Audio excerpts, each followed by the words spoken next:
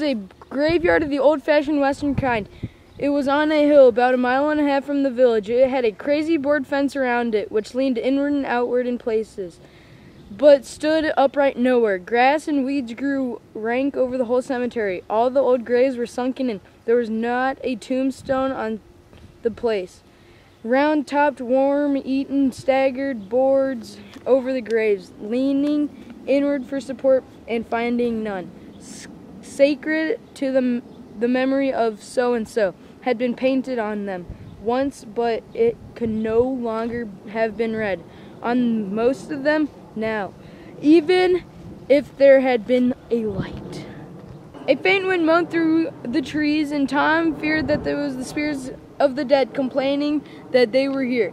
The boys talked a little, and only under their breath, for the time and the place pervading solemnity and silence oppressed their spirits. They found the sharp heap they were seeking and incensed themselves within the protection of 3 great elms and grew in a bunch within a few feet of the grave. Then they waited in silence for what seemed a long time. The hooting of the distant owl was all the sound that troubled this dead stillness. Tom's reflections grew oppressive. He must force some talk, so he said in a whisper, "Hucky, do you think the dead people like us to be here?" Huckleberry whispered. "I wish I'd known. It's awful solemn-like, ain't it?" "I bet it is." There was a considerable pause while the boys conversed this matterly inward. Then Tom whispered, "Say, Hucky, do you reckon Hoss Williams hears us talking?" "Of course he does. At least his spirit does." Tom, after a pause, "I wish I'd said Mr. Williams, but I never meant any harm. People used to call him Hoss." "The body can't be too particular about how these here dead people think, Tom." This was a damper, and conversation died again. Presently Tom seized his comrade's arms and said, "What is it, Tom?" And the two clung together with beating hearts. "There it is again. Didn't you hear it? There now. You hear it?" "Lord, Tom, they're coming. They're coming, sure. What do we do?" "I don't know. Do you think they'll hear us?" "Oh, Tom, they can't see in the dark. Same as cats. I wish I'd come." "Oh, don't be fair. I don't believe they'll bother us. We ain't any harm. If we keep perfectly still, maybe they won't notice us at all." "I'll try, Tom, but Lord, I'm all a shiver." "Listen." The boys bent their heads together and scarcely breathed. A muffled sound of voices floated up from the far end of the graveyard. "Look, see there?" whispered Tom. "What is it?" "It's devil fire. Oh, Tom, this is awful." Some vague figures approached through the gloom, swinging an old-fashioned tin lantern that freckled the ground with innumerable little spangles of light. Presently, Huckleberry whispered with a shudder, "It's the devil, sure enough. 3 of them. Lordy, Tom, we're goners. Can you pray?" "I'll try, but I don't be fair. They ain't going to hurt us. Now I lay me down to sleep by..." "Shh! Is it, Huck? They're humans. One of them is, anyway. One of them's old Muff Potter's voice." "No, it ain't." "So, is it?" "I bet I know it.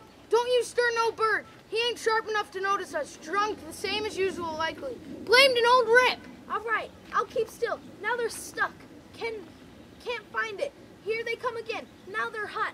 Cold again. Hot again. Red hot. They're pinted. Right this time. Say, Huck, I know another one of those voices. It's Injun Joe." "That's so, the murdering half-breed. I dare the river devils as a darn sight. What can they be up to?" The whispers died woolly out. Now, where the 3 men had reached the grave and stood within a few feet of the boys' hiding place. "Here it is," said the third voice. The owner of it held the lantern up and revealed the face of young Dr. Robinson.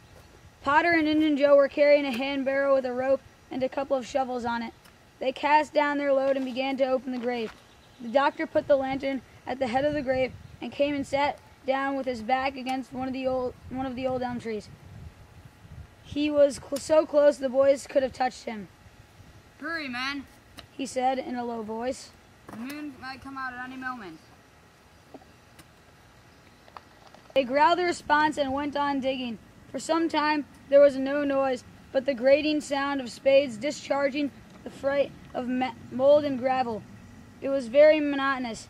Finally a spade struck upon the coffin with a dull woody accent, and within another minute or two the men had hoisted it out onto the ground. They pried off the lid with those shovels, got out the body, and dumped it rudely onto the ground. The moon drifted from behind the clouds and exposed the pallid face. The barrow was got ready, and the corpse placed on it, covered with a blanket, and bound to its place with a rope. Potter took out a large spring knife and cut off the dangling end of the rope, and then said, "Now the cuss thing's ready. Sawbones, and Jill just out with another 5. Or here she stays." That's the talk.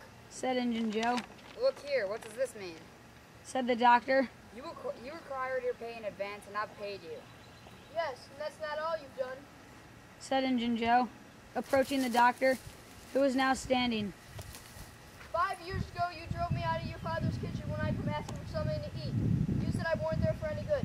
And when I swore I'd get back at you, even if it took 100 years, your father had me jailed for beggar. Do you think I forget? The Injun blood ain't in me for nothing. Now I've got you, and you've got to settle, you know? He was threatening the doctor with his fist in his face. By this time, the doctor struck out suddenly and stretched the ruffian on the ground. Potter dropped his knife and exclaimed, "Here now, you don't hit my card!" and the next moment he had grappled with the doctor, and the two were struggling with might and main, trampling the grass and tearing the ground with their heels. Injun Joe sprang to his feet, his eyes flaming with passion, snatched up Potter's knife and went creeping, cat-like and stooping. Round and round about the combatants, seeking an opportunity. All at once the doctor flung himself free, seized the heavy headboard of William's grave, and felled Potter to the earth with it. And in the same instant the half-breed saw his chance and drove the knife into the hilt of the young man's breast. He reeled and fell partly upon Potter, flooding him with his blood. And in the same moment the clouds blotted out the dreadful spectacle, and the two frightened boys went speeding away in the dark. Run! Run!